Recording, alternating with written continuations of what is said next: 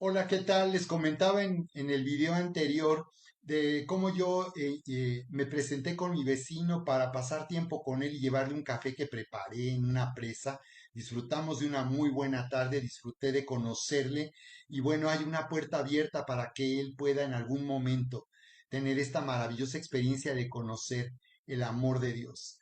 En Juan 17:3 la Biblia dice, y esta es la vida eterna, que te conozcan a ti, el único Dios verdadero, y a Jesucristo a quien tú has enviado.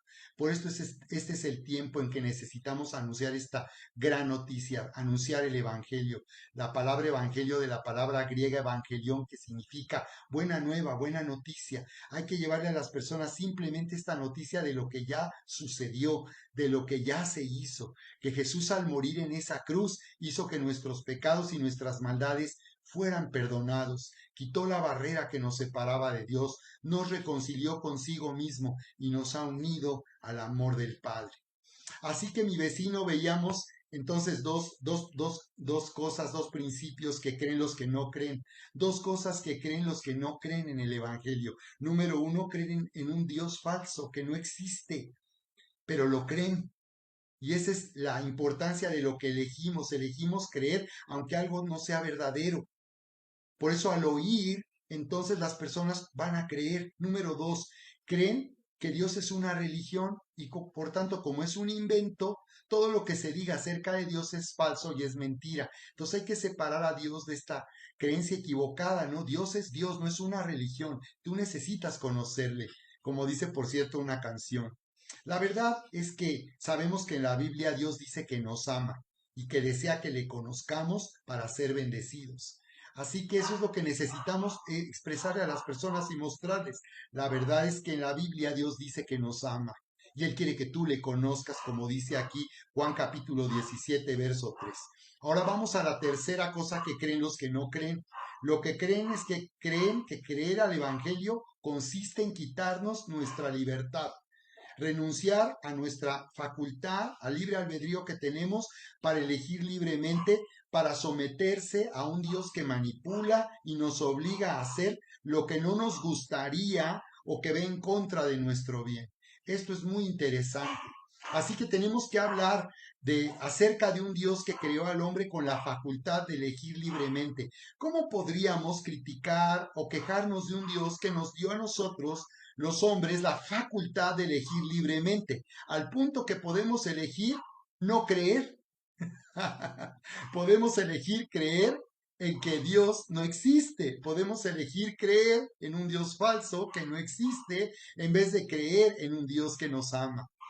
Así que si nosotros nos vamos a la Biblia en Génesis 1, 26 al 28, nos damos cuenta que el plan de Dios era hacer al hombre a su imagen y a su semejanza, pero Dios hizo al hombre con el propósito de hacerlo gobernar sobre la creación. Así que le dio al hombre el mandamiento de llenar la tierra y de sojuzgar y someter a toda la creación. Así que vemos aquí un plan maravilloso de Dios. Dios no hizo un robot al cual Dios iba a manipular. La verdad es que Dios hizo algo grandioso en la creación al crear al hombre, porque le dio la facultad de elegir libremente para que gobernara sobre la tierra. Lo que Dios deseaba era una relación con el hombre, una relación basada en el amor verdadero, y a través de esa conexión Dios iba a través del hombre a manifestarse en toda la creación. Así que esto es maravilloso. Todo lo contrario a lo que la gente cree, se sienten amenazados, piensan que Dios les va a quitar la libertad de escoger. Nosotros sabemos, quienes le conocemos, que aún seguir al Señor es una decisión que nosotros hacemos cada día. Nosotros elegimos libremente servir a Dios o no servirle. Elegimos darle a Dios o no darle. Elegimos congregarnos o no congregarnos. Finalmente Dios no nos obliga a nada ni nos manipula. Él quiere, porque así es el amor verdadero, que nosotros deseemos siempre estar con Él y que nuestro mayor anhelo sea conocerle y vivir con Él. Él quiere, porque ese es el amor verdadero, que sea una decisión que nosotros hemos tomado con esa facultad que Dios nos dio. La verdad es que Dios hizo algo grandioso cuando hizo al hombre con la facultad de elegir libremente, pero sabemos que en el principio Dios hizo al hombre así, pero el hombre escogió mal y él escogió usar su libertad para tomar un camino equivocado y separarse de Dios. Así como nos lo dice Génesis capítulo 3 verso 8. Dice, y oyeron la voz de Jehová Dios que se paseaba en el huerto al aire del día, y el hombre y su mujer se escondieron de la presencia de Dios entre los árboles del huerto. Entonces aquí tú puedes ver cómo el hombre se separó de Dios. Dios le había, como sabemos, dado solo un mandamiento ahí en el huerto. Solo le había dicho que lo único que tenía que no hacer era no comer de la ciencia del bien y del mal, sino tomar del fruto del árbol de la vida. Así que Dios puso en medio del huerto dos árboles y el hombre tenía que elegir de cuál árbol se iba a alimentar. Si se iba a alimentar de la ciencia del bien y del mal, o sea, de sí mismo, o si se iba a alimentar de Dios mismo. Así que esta era una decisión que el hombre podía tomar en todo momento. Así que aquí es algo asombroso, porque si Dios sabía que el hombre iba a escoger separarse de él y tomar este camino, haciendo que se arruinara el plan que Dios tenía para el hombre, arruinando el hombre, arruinándose a sí mismo y arruinando a toda la creación, ¿por qué Dios creó al hombre y le dio esa facultad de escoger libremente, sabiendo de antemano que el hombre lo iba a traicionar y se iba a separar? Porque el amor de Dios es algo impresionante. El amor de Dios y el gobierno de Dios es algo que el hombre no puede arruinar jamás. El amor de Dios tiene la capacidad de poder hacer que esto se resuelva. Por eso Jesús vino a morir a la cruz del Calvario. Pero qué impresionante, quiere decir que a Dios no tenía él mayor conflicto en que el hombre aún escogiera abandonarlo y separarse, porque el amor de Dios iba a hacer posible que este conflicto tuviera una solución. Y sabemos que fue a través de Jesús que Dios reconcilió al hombre y a toda la creación consigo mismo. Aquí puedes ver cómo dice que oyeron la voz de Dios, lo cual quiere decir que ellos estaban en una amistad con Dios, disfrutando de un lugar maravilloso para vivir, y dice que oyeron la voz de Dios que se paseaba, lo cual quiere decir que el plan de Dios era estar con el hombre permanentemente, pero el hombre se esconde cuando ve llegar al Señor. Así que el hombre se esconde y esto nos habla que el hombre había hecho algo que lo había separado de Dios.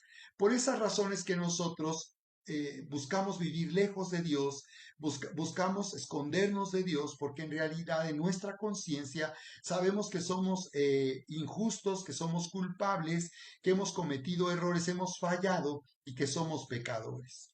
Hay personas que creen que al negar que Dios existe, con esto su conciencia va a quedar en paz, porque no hay, si Dios no existe, no hay ningún juez que pueda condenarles.